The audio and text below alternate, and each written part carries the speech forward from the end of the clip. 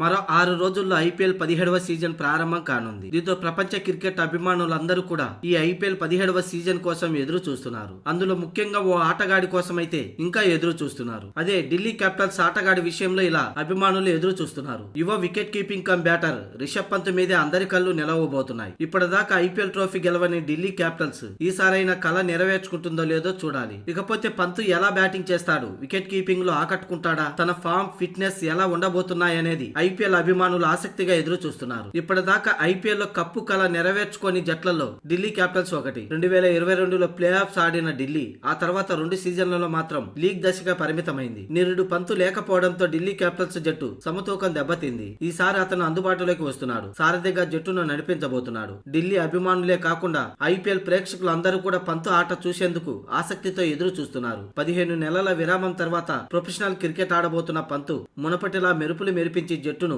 సమర్థవంతంగా నడిపిస్తే చూడాలని అభిమానుల ఆశ. ప్రస్తుతం ఢిల్లీ క్యాపిటల్స్ బలం బలహీనతలు ఎలా ఉన్నాయంటే మిగతా జట్లతో పోలిస్తే ఢిల్లీకి విదేశీ బలం తక్కువే. అయితే David Warner, Prithvi Shaw, Rishabh Pant, Mitchell మార్షలతో ఢిల్లీ టాప్ ఆర్డర్ బలంగా కనిపిస్తుంది. అయితే మిడిల్ ఆర్డర్ బలహీనంగా ఉంది. ఇక బౌలింగ్ విషయంలో ముఖేష్ కుమార్, ఖలీల్ అహ్మద్, ఇషాంత్ శర్మలపైనే పెద్దగా ఆశలు పెట్టుకోలేని పరిస్థితి. ఇక సుదీర్ఘ విరామం తర్వాత మైదానంలోకి దిగుతున్న రిషబ్ పంత్ పై ఒత్తిడి నెలకొంది. మునుపటిలా అతను మెరుపులు మెరిపించగలడా అన్నది ప్రశ్న. దీంతో ఢిల్లీ క్యాపిటల్స్ బ్యాటింగ్ విభాగంలో పర్వాలేదనిపించినా బౌలింగ్ విభాగంలో కాస్త మిక్స్డ్ గా ఉంది.